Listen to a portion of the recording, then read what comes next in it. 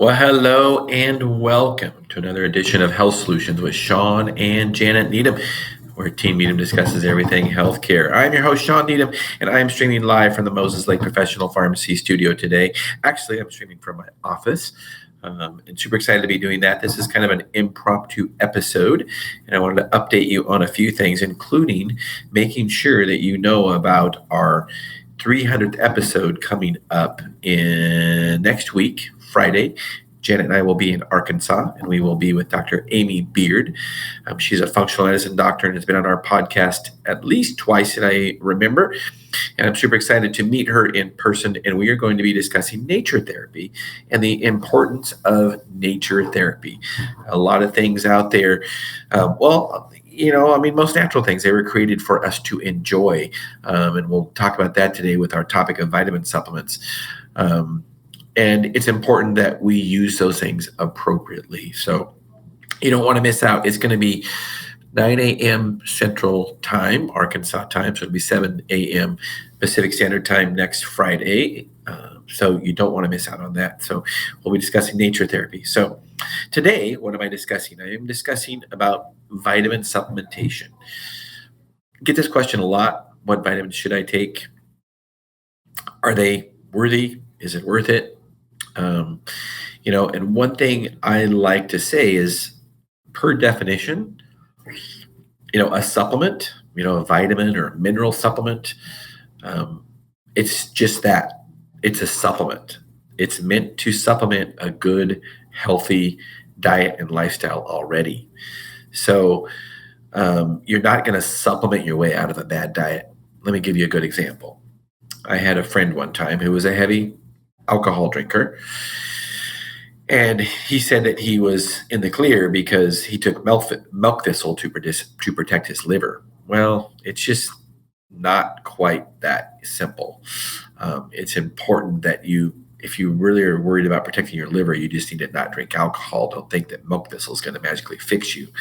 So, and as we talk about on this podcast multiple times, and I want to hit that home today, is there are really largely three things that we can do to be healthy.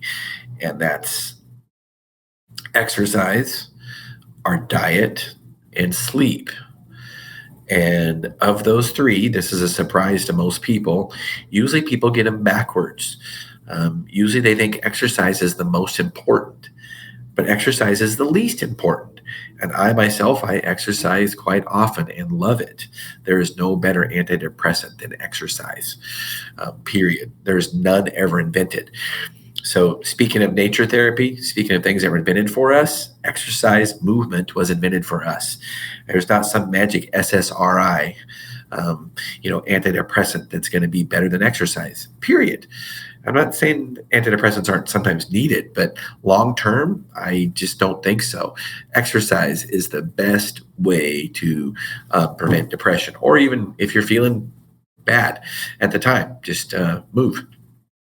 So exercise is the least important. Why do I say that? We don't have to exercise to live, right?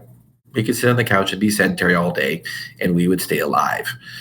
That's pretty obvious. That doesn't mean we're going to be healthy, but we could stay alive. We need to eat to live. We can't live without food. So, food is very important, more important than exercise.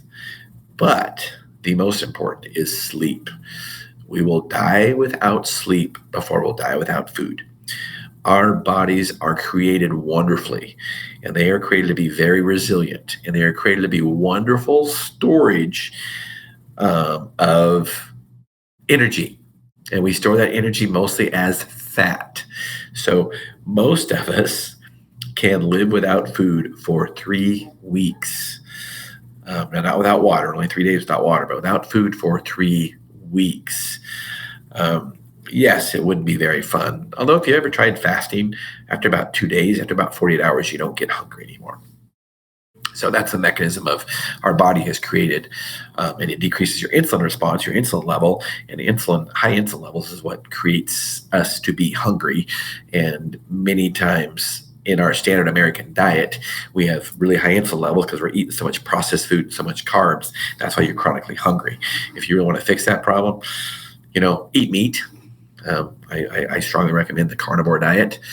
Although modified, I think we're omnivores. I don't think we're pure carnivores. I think we're created to eat plants and fruits also, but I do think probably in a moderation, and there's good plants and bad plants, and everybody is different. So you got to find out what works for you. But in general, most people eat too many carbs. And if you eat satisfying food, satiating food like steak, like beef, it's hard to overeat it, and it's not that difficult to eat one meal a day if you eat that in that manner, and that'll definitely raise your insulin levels, which puts you at risk for metabolic disease. High insulin does, and diabetes. So the food that was created for us to eat, that's a form of nature therapy already. And sleep. We will actually die without sleep after about 3 days. We go into psychosis and can die. So it's a horrible, miserable way. Sleep trumps everything. Our body does not get stronger when we exercise. Our body does not get stronger when we eat. Our body gets stronger when we sleep, period. So in that order. So I talk about food and how important food is, and if it doesn't rot, don't eat it. So, in general, eat good food. And when do you need a supplement? Well, if you're not eating appropriately, which most people don't, but there again, you can't eat your way out of a bad diet. So there's certain disease states that if you have certain diseases, whether it be HPA axis dysfunction, which is also known as maybe adrenal fatigue or adrenal dysfunction, you might have to take some kind of special supplement for a while to fix your adrenals. Or if you have certain disease processes like GI problems, there's certain supplements you might have to take to get rid of those GI problems. But in general, eating a good healthy diet, you don't need to take a lot of supplements. And they're just that. They're to supplement a good healthy diet. So of importance of supplements, if I was going to risk them, like most important, I think vitamin D trumps them all, I believe. Vitamin D is made normally in our skin in response to sunlight, UV rays.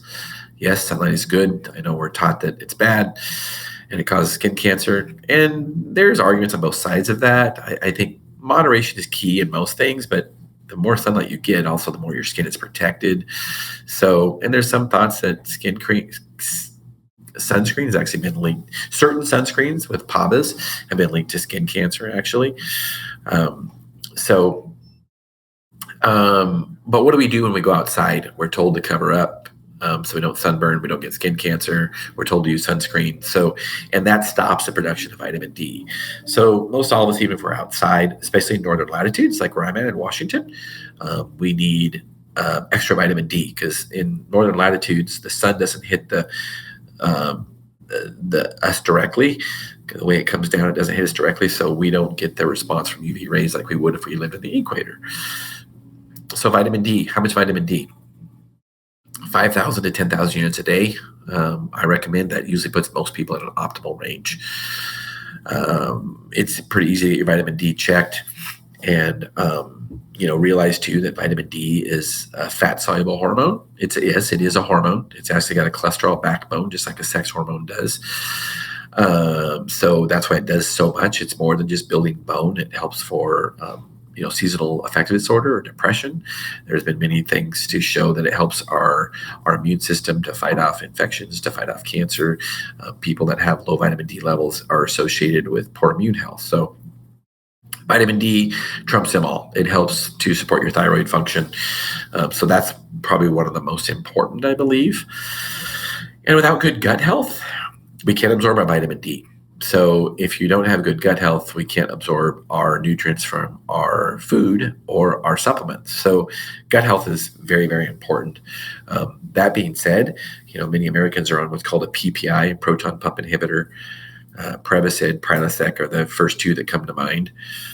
If you are on those medications, they decrease your stomach acid production, and they will decrease your absorption of many minerals, including calcium, including vitamin D, including magnesium, and you might be depleted of those. So that's a whole other topic, but I don't believe in those drugs being used long term.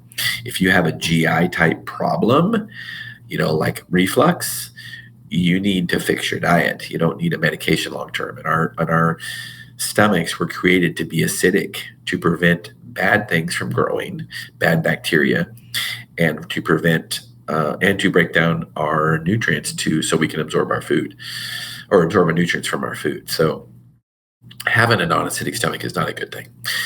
So vitamin D, the second one I would say is probably a good multivitamin, multi-mineral. If it's just for good general health. And a US RDA 100% one a day, they're garbage. There's not enough nutrients in those to do much. Don't believe in the US RDA. The US RDA was a number that was made up post World War II to help 50% of the people in studies get healthy. So for instance, scurvy. We all know that scurvy is caused by lack of vitamin C. And the way they did the 60 milligrams of vitamin C is the USRDA is they depleted vitamin C from post World War II. The military was looking. People that were in the military, they were needing work, so the federal government used them as guinea pigs to test them to make up a USRDA number for vitamins and minerals.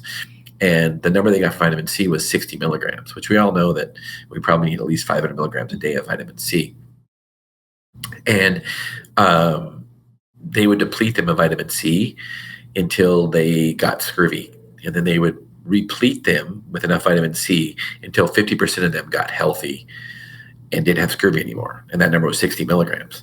Well, I don't know about you, but I don't want to just prevent scurvy. I want to prevent, oxidative stress from other diseases, cancer and things like that. So a higher dose of vitamin C would be more important. So don't believe that one a day USRDA 100% is pretty much garbage.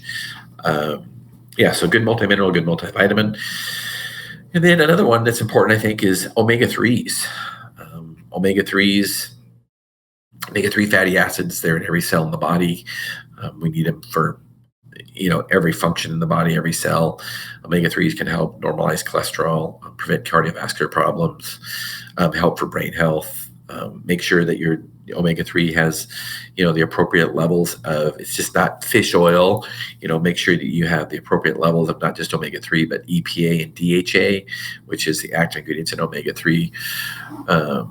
That's the third one. Fourth one, I would say probiotic. And it's hard to rate these. Vitamin D is definitely number one, but probiotic could be number two, especially if you've had GI problems in the past.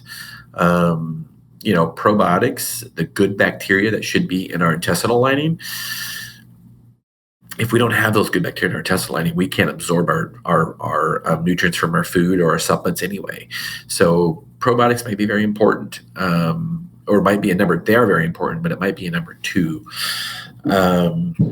And those good bacteria help to break down vitamins and minerals so they can be absorbed, help to prevent bad things from growing. Make sure in a probiotic you get a very potent strand. I believe in at least 20 billion CFUs, colony-forming units of the good bacteria. I also think you should look into if they have just bacteria, make sure they have non-pathogenic yeast also. The one I recommend has Saccharomyces boulardii, which is a non-pathogenic yeast, which helps prevent bad bacteria from growing. In fact, there's been studies done with Saccharomyces boulardii to show how it decreases C. difficile, which is a very, very difficult bacteria to treat. And we don't even have a lot of antibiotics that can treat it, but this non-pathogenic yeast has been shown since 1970s to actually treat C. difficile, Clostridium difficile. The fourth one, let's see, that's orthobiotic. The vitamin D, mineral, vitamin D, multivitamin, multi-mineral, or omega-3s, and then probiotics. Those are the top four I would recommend as far as just good overall supplements. to take to prevent any kind of health problems. There are some of those that you can get in just one pack. So you don't have to buy multiple bottles. You can just take one pack every morning. Let's talk about, I talk about supplements are just that, to supplement a good, healthy diet. And I will tell you that in pharmacy school, in medical school, we're not taught that supplements are very worthy. We're taught that, they don't work very well and they're not something that we should recommend. And, and I think one thing that you'll commonly hear is that they create expensive urine. So, if you take a good B vitamin, which I believe in a multivitamin, you should have good B vitamins. And those good B vitamins are methylcobalamin, not cyanocobalamin, the cheaper form of B12, but methylcobalamin, because many of us have MTHFR, methyl tetrahydrofolate reductase problems where we can't methylate. So taking a methyl B12 is a good idea, methylcobalamin. Also, the B6 should be L-methylfolate instead of just folic acid. There again, it's a methyl donor. It's a better form of folic acid. So, and those B vitamins are water soluble. Most vitamins are water soluble, besides A, D, E, and K. And of course, with D, we were taught that, don't take too much vitamin D because it's fat soluble. It stays in your body. You can get problems from it, and that was largely over talked about. So we were told that you need 400 units of vitamin D in pharmacy school. Well, largely that's been turned around, and we know we need 5,000 to 10,000 units. So I'm glad that that's getting turned around. But the whole thing on vitamins making expensive urine, here's my comeback to that. Yes, most vitamins are water soluble, so you do urinate them out. And if you've been on a B vitamin, you can smell B vitamins in your urine. Does that mean they're not working? This is my question as a pharmacist, or my comeback when a doctor says, they're just, vitamins just make expensive urine. I'm like, well, penicillin, pretty much everybody knows about penicillin. Penicillin's 100% renally eliminated. We call it renally eliminated because it's eliminated from the kidneys.